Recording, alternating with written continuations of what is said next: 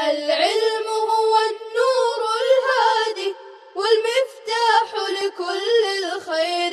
من يريد الله به خيرا. الحمد لله رب العالمين والصلاة والسلام على سيد المرسلين وعلى آله وصحبه أجمعين. أما بعد، بسم الله الرحمن الرحيم. قال: وكذلك لو باع عبدا على أن يستخدمه البائع شهرا أو دارا على أن يسكنها البائع أو على أن يقرضه المشتري درهما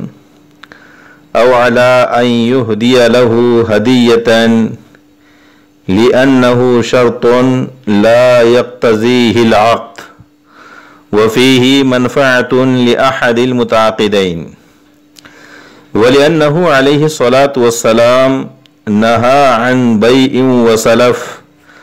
ولأنه لو كان للخدمة والسكنى يقابلهما شيء من ثمن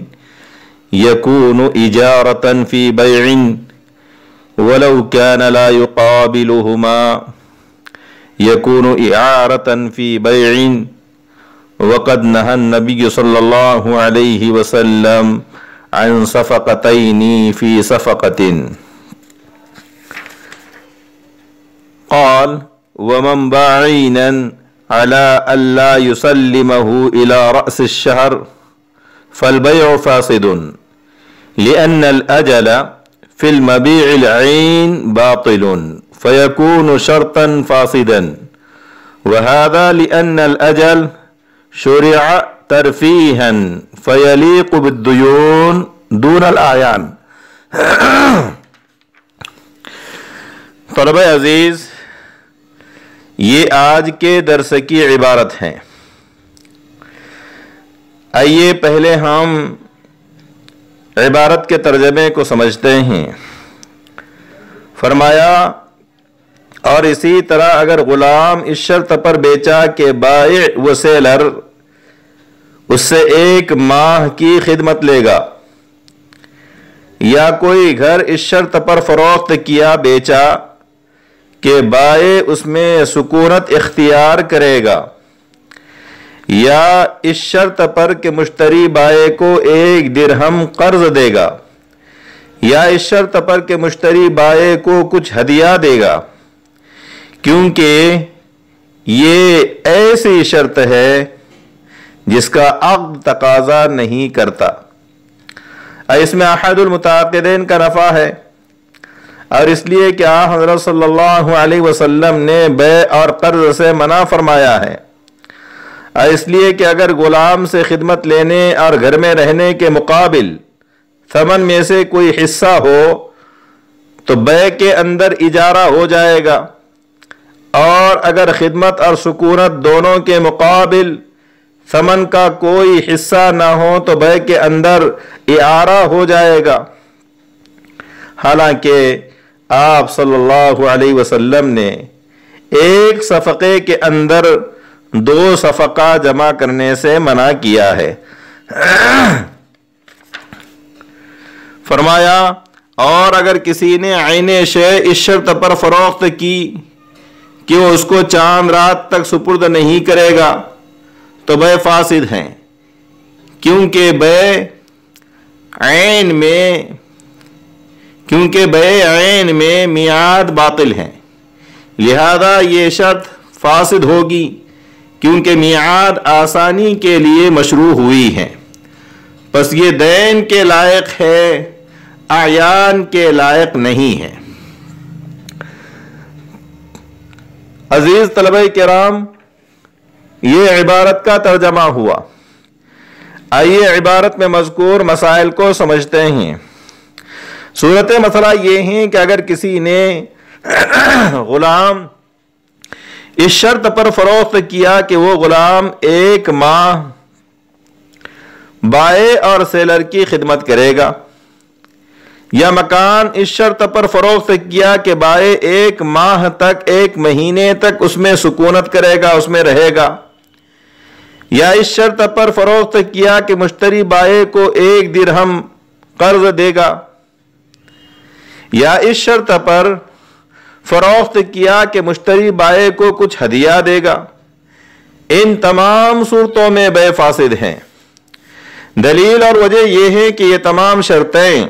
مقتضی عقد کے خلاف ہیں، اور ان شرطوں میں احد العاقدین یعنی بائع کا نفع بھی ہیں،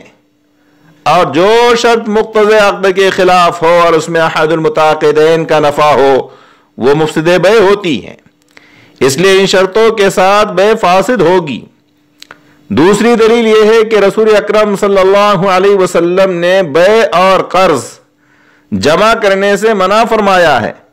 یعنی ایسی بیع سے منع فرمایا ہے جس میں یہ شرط ذکر کی گئی کہ مشتری بائع کو قرض بھی دے گا۔ تیسری دلیل یہ ہے کہ غلام سے خدمت لینے اور گھر میں رہنے کے مقابلے میں اگر ثمن کا کوئی حصہ ہوگا تو یہ بیع کے اندر اجارہ ہوگا، اور اگر خدمت لینے اور گھر میں رہنے کے مقابلے میں ثمن کا کوئی حصہ نہیں ہوگا تو یہ بیع کے اندر عاریت پر لینا ہوگا، اعارہ ہوگا، یعنی بیع کے اندر اجارہ داخل ہوگا یا اعارہ داخل ہوگا۔ حالانکہ آقا مدنی ہاشمی صلی اللہ علیہ وسلم نے ایک معاملے کے اندر 2 معاملہ کرنے سے منع فرمایا ہے، یعنی ایک معاملے کو دوسرے معاملے کے اندر داخل کر کے دونوں کو جمع کرنے سے آپ نے منع فرمایا ہے۔ بس اس حدیث سے ثابت ہوا کہ خدمت لینے اور گھر میں رہنے کی شرط لگانا شرط فاسد ہے، اس کی وجہ سے بیع فاسد ہو جائے گی۔ دوسرا مسئلہ یہ ہے اگر کسی نے مال عین یعنی دراہم و دنانیر کے علاوہ کسی متعینہ چیز کو اس شرط کے ساتھ فروخت کیا، بیچا کہ میں بھی 1 تاریخ کو یا آخری تاریخ کو سپرد کر دوں گا، تو بیع کی یہ صورت بھی فاسد ہوگی۔ دلیل یہ ہے کہ مہلت اور میعاد آسانی کے لیے مشروع ہوئی ہے، یعنی میعاد اس لیے مشروع کی گئی تاکہ اس مدت میں اس شے کا حاصل کرنا آسان ہو جائے جس کے بارے میں میعاد مقرر کی گئی ہے۔ پس میعاد دیون یعنی دراہم و دنانیر کے مناسب ہے، اعیان کے مناسب نہیں ہے،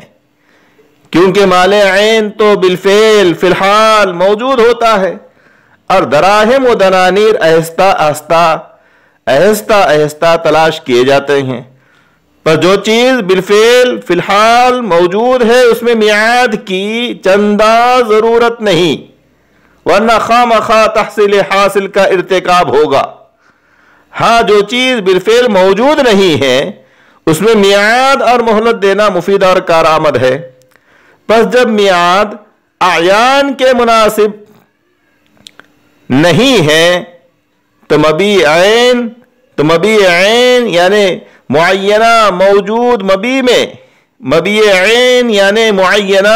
مبیع میں